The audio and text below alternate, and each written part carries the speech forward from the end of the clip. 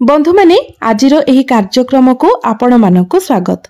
आजिरो एही कार्यक्रमटी कर्कट राशिर व्यक्ति विशेष मानक पई बहुत गुरुत्वपूर्ण अटे, कारण एही रज संक्रांति ठारू आपणक जीवन रे एक नूतन परिवर्तन हेबाकु जाउछि। कारण ग्रह नक्षत्र मानकर चलन रे एक बड़ परिवर्तन हेबाकु जाउछि, जहार प्रभाव आपणकर स्वास्थ्य, शिक्षा, प्रेम जीवन, वैवाहिक जीवन, भाग्य, क्यारियर एवं व्यापार वाणिज्यर स्थिति उपरे पड़िबाको जाउछि एवं एहा फलरे आपणक जीवन रे एक बड़ परिवर्तन हेबाको जाउछि।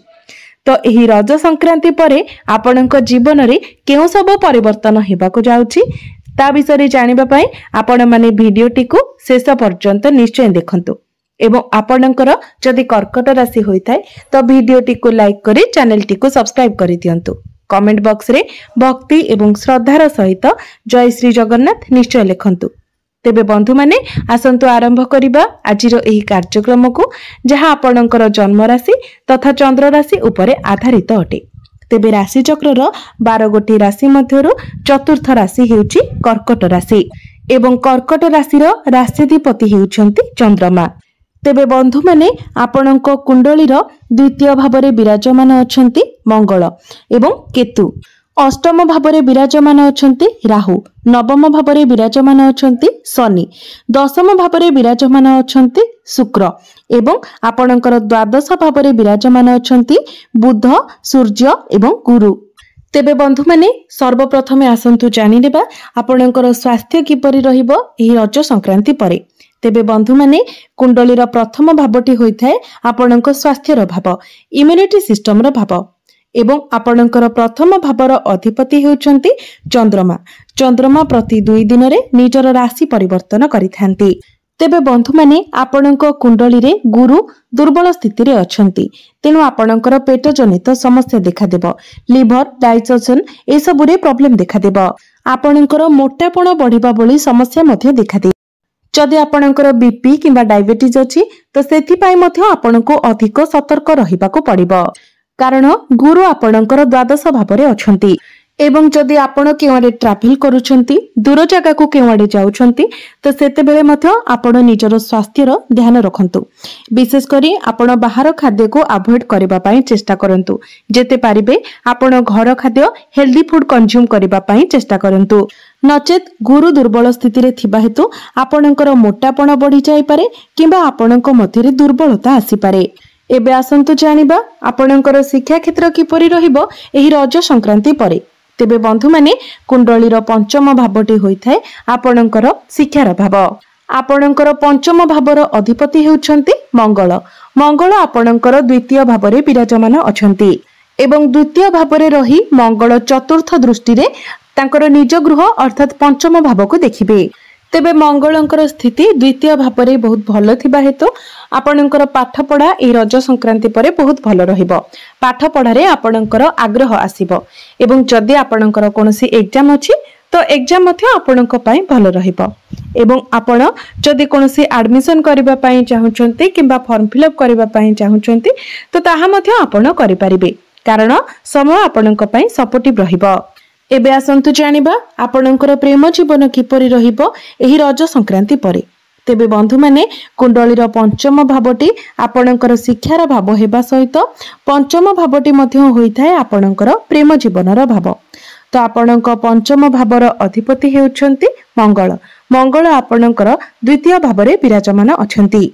तेबे बंधु माने आपणको आपणकर बाणी उपरे संयमता रक्षा करिवार अछि एवं निज भितरे धैर्य मध्य रखिबार अछि।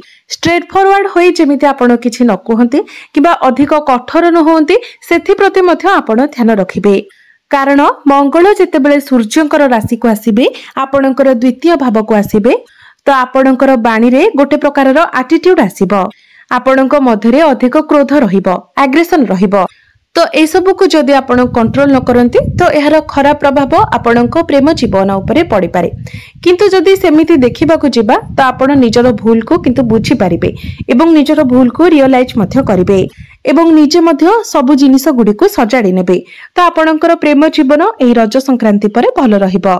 एबे आसंतु जानिबा आपणकर वैवाहिक जीवन किपरि रहिबो एही रज संक्रांति परे। तो बंधु माने कुंडलीर सप्तम भावटी होइथाय आपणकर वैवाहिक जीवनर भाव। आपणक सप्तम भावर अधिपति हेउछन्ति शनि। शनि आपणकर नवम भावरे विराजमान अछन्ति। तो बंधु माने इहा पूर्वर शनि आपणकर अष्टम भावरे थिले। आपणक राशि रे शनि अढ़ई चलीथिला, जहा फल पूर्वर आपणकर वैवाहिक जीवन रे अनेक प्रकार समस्या रहिथिला। आपणकर जीवन साथींकर स्वास्थ्य रे मध्य अनेक समस्या देखा देउथिला, जहा वर्तमान धीरे धीरे समाधान होइजिवो।